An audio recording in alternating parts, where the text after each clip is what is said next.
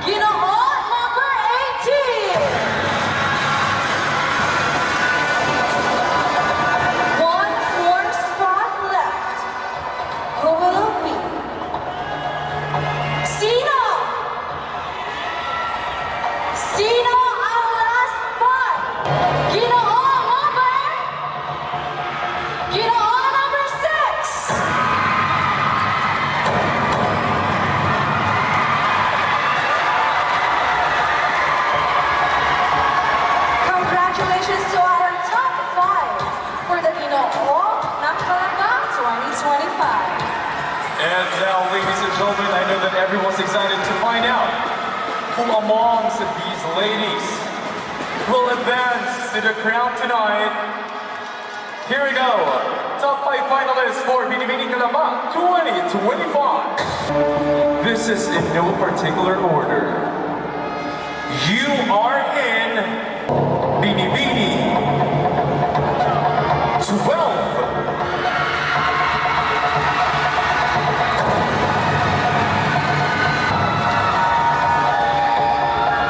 Still running in the competition tonight is Binibining 19.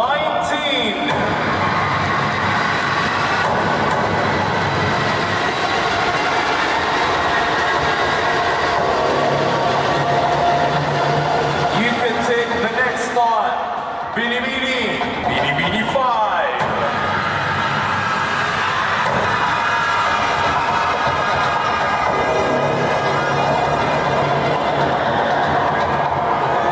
This night could be yours. Binibining 15.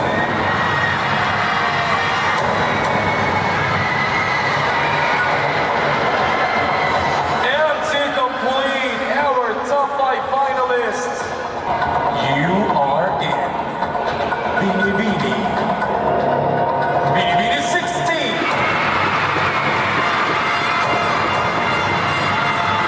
There you have it, ladies and gentlemen. The top 5 finalists for Ginoong at Binibining Calamba 2025. Congratulations! Now the competition reaches its most crucial and revealing part. First up, let's call in Ginoong 13. Hello, Ginoong 13. How are you feeling right now? Hello everyone. Actually, I am feeling thrilled and excited for what I can show you more. And I am actually always thankful for the people that have always supported me. And this is for you guys. Yeah, this is for Calamba. Thank you very much. Now let's find out the more that you're talking about. Question, please. I'll be reading the question in English and in Filipino. The question is, in what ways can we achieve a meaningful balance between promoting tourism development and ensuring the preservation of our cultural heritage and traditions? Paano natin maisusulong ang makabuluhang balanse sa pagitan ng pagpapaunlad ng turismo at ang pangangalaga sa ating mayamang pamana at tradisyong kultural? I believe that a meaningful balance towards achieving a development with regards to still maintaining our traditions and culture is the way that not really giving importance to what we can see in a place just visually, but instead in what we can feel when we are together with the people that lives inside it. Because I do believe that the Calamba is already progressive enough. Most especially, this Coliseum for the best example, as we embrace that the Calamba is already progressive enough to be able to hold this kind of event and actually give a platform to the youth and showcase the talents that the modern youth Calambeños have. And lastly, I may not be able to win the crowd that I was initially aiming for, but I hope that I am able to touch your hearts instead. And always remember that the pusong Calambeño hearts like a hero. That's all, and I thank you. Thank you very much, Ginoo 13. Very well said. It's straight from Ginoo. Now may we go on Ginoo number 9. Ginoo number 9, how are you tonight? I'm feeling really good and grateful that I reached this far into the pageant. And really thank you to all my supporters and everybody who helped me to get here this far. And I wish you all once more a wonderful night. Are you ready for your question? Of course. Let's choose. Here's your question. If you were given the chance to travel back in time to a significant moment in history where Dr. Jose Rizal was present, which meaningful part would you choose? And how do you think you could have contributed to this cause? Kung ikaw ay makakabalik sa parte ng kasaysayan kung saan naroon si Dr. Jose Rizal, saang makabuluhang parte ito at ano ang naitulong mo sana sa kanya? I believe that if I were to go back in time to the historical report as to when Dr. Jose Rizal was still alive, I believe that it would be at the time of his execution. Because I believe that there is more to his death that really makes it into the historical text and into the text and into the history that we get to see in the modern time. Because if I were to witness his execution firsthand, I would really feel the historical weight, the contribution of our national hero, and how important it was that he died for us in his pacifist approach into a freedom, a free Philippines. And that I believe too, that we should all look into that historical point in time, how much that it means for us all to be here in this plaza, and how much that we tend to forget to be grateful for his sacrifice, why we're all here in the first place. And it's that point in time that I would see more meaning to if I were to come back to it. And that's what I want all of us here tonight to appreciate too, that there are things in history that never really meet the true meaning unless we were there to really witness it. And that's what I really want to see. I'm Jason Aquinoli. Thank you. Thank you very much, Ginoo 9.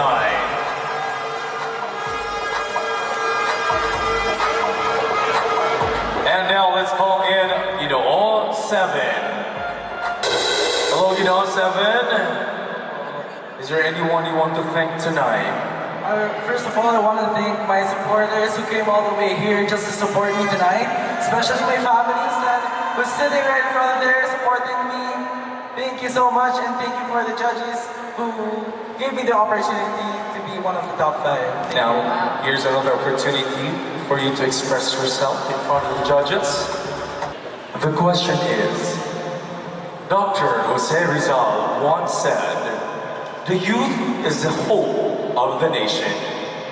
In today's fast-changing world where social media and modern influences shape the minds of the young, do you believe the Filipino youth still live up to Rizal's vision? Why or why not? And what role should they play in shaping the future of our country? Sinabi ni Dr. Jose Rizal, ang kabataan ang pag-asa ng bayan. Sa mabilis na pagbabago ng mundo ngayon, kung saan malaki ang impluwensya ng social media at ang makabagong teknolohiya sa isipan ng kabataan, naniniwala ka ba na ang kabataang Pilipino ay patuloy pa rin tumutupad sa pangitain ni Jose Rizal? Social media has a great impact on youth empowerment, especially on living on the legacy of Dr. Jose Rizal and his values, such as patriotism and his thirst for knowledge. These values are what our youth, us youth, are aiming to empower one another by. Especially for me, we can take up spaces such as this pageant to spread awareness about certain causes. And I believe that if we can be able to take up space in our community, we are able to empower one another. And by that, we are able to live up to our national heroes' expectations. Thank you. Thank you very much. Ginoo 7. Now may we call on Ginoo number 18. Good evening, Ginoo number 18. Good evening. Do you want to say anything to your family, friends, or supporters tonight? Hi to my family out there and to my kamag-anak na nanonood sa abroad and also to the band Caesar. That's all. Are you ready to answer your question? Here's your question. Recent reports have shown a significant rise in HIV cases in the country. A staggering 500 cases increases, with many reported linked to male-to-male sexual contact. As a potential ambassador of awareness and positive change, how will you use your voice to help address this growing health concern while promoting compassion, education, and inclusivity? Ayon sa mga ulat, patuloy na tumataas ang bilang ng kaso ng HIV sa bansa. Umaabot ito sa nakakabahalang 500% pagtaas. Marami sa mga kasong ito ay naiugnay ng pagkakatalik ng lalaki sa kapwa lalaki.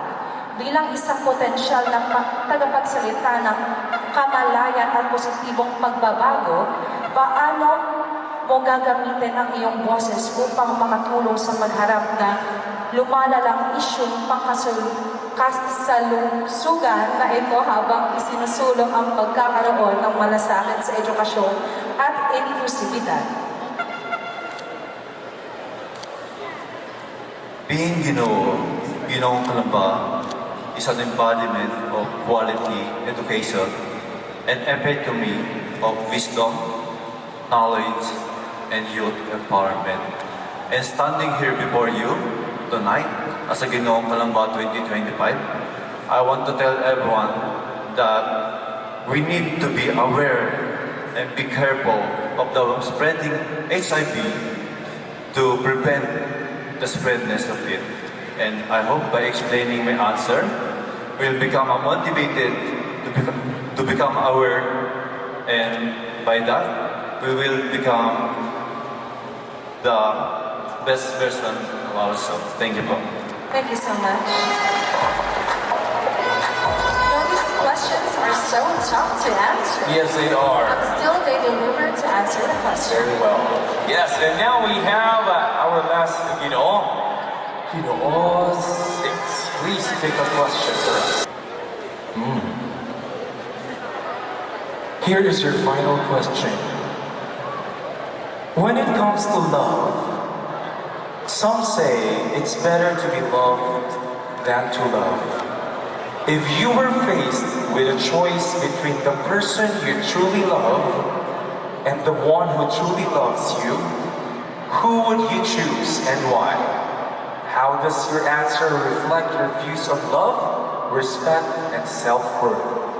Sa usapin ng pag-ibig, may mga nagsasabing mas masaya ang minamahal kaysa sa nagmamahal. Kung haharap ka sa sitwasyong kailangan mong mamili, ang taong mahal mong tunay o ang taong tunay na nagmamahal sa iyo, sino ang pipiliin mo at bakit? Paano maipapakita ang iyong sagot at ang iyong pananaw sa pagmamahal, respeto, at sarili mong halaga. Pipiliin ko po ang tao na nagmamahal sa akin. Kasi madali pong matutunan ang pagmamahal. Yun lang po.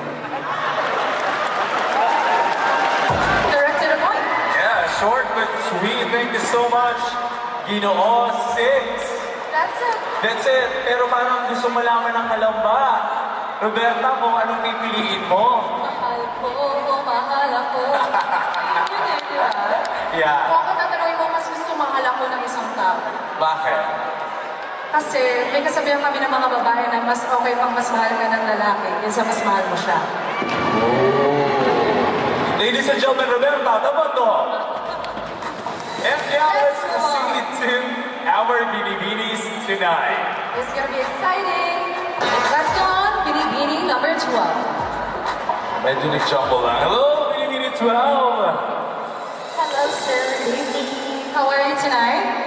I am feeling surreal today because competing with 19 other candidates wasn't really easy and it is really challenging. But I am so lucky to be part of the top 5 tonight. You should be proud of yourself, and I can really feel that one of your families and friends are here supporting you. Yes, of course. Are you ready for your question? Yes, I'm excited with my question. Pick an envelope. Here's your question. In light of the continuing decline in the quality of education in the Philippines, based from the PISA 2022, hindering many young people from reaching their full potential, what do you believe is the root cause of this issue? And as a youth with a voice and a platform, how can you become a catalyst for meaningful and inclusive educational reform? Sa harap ng patuloy na pagbulusok, Alright. Sa harap ng patuloy na pagbulusok ng kalidad ng edukasyon sa Pilipinas, base sa resulta ng PISA 2022 na lalong nagpapahirap sa kabataang maabot ang kanilang buong potensyal, ano sa tingin mo ang ugat ng problemang ito? At bilang isang kabataan na may boses at plataforma, paano ka magiging instrumento sa pagbabagong pang-edukasyon na tunay na makabuluhan at inklusibo? Good evening, everyone. Speaking in the perspective of a former city scholar, I am really privileged to have experienced the quality education that we Calambeños can offer. And I think that the real issue here is the scarcity of resources. And I have been experiencing this for the past years of my experience as a student leader. I was a former Vice President for External Affairs of the City College of Calamba. And it is one of our programs to conduct outreach programs for those youth who is really in need of education. That is why we have launched different kind of programs like this, teaching young women, young children, especially the youth, to have and appreciate the importance of education, because this is the only powerful weapon that we can have in facing the real challenge in life. And that will be all. Thank you. Thank you so much, Binibini number 12. Thank you, Binibini 12. So, from this moment forward, Roberta and I will have to define our question. Yes, please. Yes, alright, let's move on to Binibini 19. Hello, Binibini 19. Hello, How are you tonight? Such a towering beauty we have here. Parang may ring light siya. Kaya nga. Would you like to greet your friends? Good evening, everyone, and thank you so much for my family and friends and for the judges for coming here tonight. That's good. Alright, so Here's your question. In a world where love, crown, and career each offer different paths to fulfillment, which would you choose if you could only have one, and why? How would your choice reflect your purpose, your priorities, and the kind of person you aspire to be? sa isang mundo kung saan ang pag-ibig Corona at Cabrera ay nagbibigay ng kanya-kanyang daan patungo sa katuparan ng pangarap. Alin ang pipiliin mo kung isa lamang ang maaari mong makamit at bakit? Paano ipapakita ang iyong sagot, ang iyong layunin sa buhay, ang iyong mga prioridad at ang uri ng individual na nais mong maging? Bilang isang kandidata ng Binibining Calamba at parte ng kabataan, naniniwala ako na hindi natin kailangan na mamili kung ano ang ating ipupursue. Dahil, kagaya ng aking ina-advokasya na kung saan hindi natin kailangan mamili sa pagitan ng dalawa or tatlo, pag-ibig, corona at karera. Dahil naniniwala ako na kaya natin itong balansihin. Dahil nagkakaroon tayo ng yun lamang po at maraming salamat. Thank you very much. Binibining 19. Let's have Binibining 5. How are you, Binibining 5? Beautiful. I am feeling so blessed right now na makapasok ko sa top 5. You should be. And your family and friends are here supporting you and cheering you. Are you ready for your question? Yes. This was timely because of the Pride Month. Now, here's your final question. If a 7-year-old child asked you what the word gay means, how would you explain it in a simple, kind, and respectful way that promotes understanding and acceptance? Kung ang isang 7 taong gulang na bata ay magtatanong sa iyo kung ano ang ibig sabihin ng salitang bakla, paano mo ito ipapaliwanag sa isang payak, magalang at makataong paraan na nagtataguyod ng pag-unawa at pagtanggap? As someone who has a lot of friends that is part of the LGBTQIA+, I would explain to a 7-year-old child that a gay is, first, I will not say its gender. I would say that a gay is someone who has a kind heart, who is compassionate to others, and who is brave to express themselves in this kind of society. And I believe that I would like to inspire like the LGBTQIA+ to be proud of themselves, like because now in this modern world they are accepted, and I would like to empower them that if you are afraid to speak up or if you are afraid to out yourself, then don't be. The world is here to embrace you and to accept you for who you are. So if I were again to explain it to a 7-year-old child, a gay is someone who has a special place in my heart, because I believe that no matter what their gender is, as long as they have a kind heart, as long as they are compassionate to others, then I believe that they are a good person. So that's all po. Thank you. Thank you very much, Binibining 5. And with that, of course, we'd like to take this opportunity to greet my brothers and sisters in the LGBTQIA+ community. Happy Pride Month! The passion community is surrounded with LGBTQIA. Palampakan naman natin ang ating mga LGBTQIA+ brothers and sisters. Sabi nga ni Eugene, dapat may bakla. Masaya pag may bakla. Now let's call in Binibining 15. Hello, Binibining 15. Very beautiful in your, I don't know what color. This is lime, right? Lime green ensemble. Alright, do you have any message to your supporters tonight?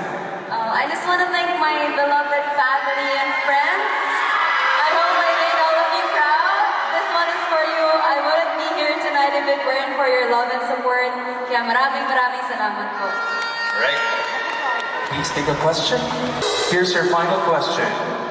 They say life is short and we never know what tomorrow may bring. For you, how can a person live a meaningful life? And if you could leave one thing behind as a memory that will last for future generations, what would it be and why is it important to you? Sabi nila, maikli ang buhay at hindi natin alam kung ano ang mangyayari bukas. Para sa iyo, paano ka mabubuhay ng may kabuluhan? At kung may isang bagay kang iiwan bilang alaala para sa susunod na henerasyon, ano ito at bakit ito mahalaga para sa iyo? As someone who has faced a lot of interpersonal struggles in life, I've come to believe that indeed life is short and tomorrow is not promised. And with that, I want to leave a meaningful legacy by being a testament that it is not hard to be a hero in someone's life. It doesn't have to be complicated. Sometimes, it can be as simple as being one of the reasons why someone chooses to keep moving forward, why someone decided to show up today. And I've learned that because of my mother, who once did the same thing to me. And I want to honor her by paying it forward. In life, we are all gonna be a memories to someone else. Let's make sure that we're all gonna be a good one. Thank you. Beautifully said. Beautiful. Thank you so much, Binibining. 15. Thank you. You know, we should always live up, step up every day for the people we love. Show up every day to the people that you love. That's the most important part. Yes, one thing that, you know, would actually make me walk here today because I know I'm going to see a lot of people I love here in the pageant. Or even out here, even when you're waking up, you see your friends, you just change their day. True enough. And now let's have our last Binibining 16. Hello, Binibining 16. How are you tonight? I am feeling very nervous, but I am very excited and very happy to be part of the top 5. Great. Love it. Are you excited for your question? Yes. Can't choose anymore. There's only one left. And the question is, if given the opportunity to become the face of tourism in the city of Calamba, how will you use your voice and influence to inspire others, especially the youth, to embrace and appreciate local travel, culture, and heritage? Kung ikaw ay mabibigyan ng pagkakataong maging mukha ng turismo ng lungsod ng Calamba, paano mo gagamitin ang iyong boses at impluensya upang hikayatin ang iba, lalo na ang kabataan, na mahalin, tuklasin at pahalagahan ang lokal na paglalakbay, kultura at pamana? As a passionate advocate of youth empowerment, I believe that I will use my advocacy to promote that in Calamba. And I also believe that I have the same goal and the same value as the organization. Therefore, I will work with the organization to promote an educational campaign for us, especially the youth, to be knowledgeable, to embrace our rich cultures and tradition. And if I were to win the crown, I will not just use that as a winning moment, but I will use that as a responsibility to encourage and to inspire other people, especially the youth. That would be all. Maraming salamat.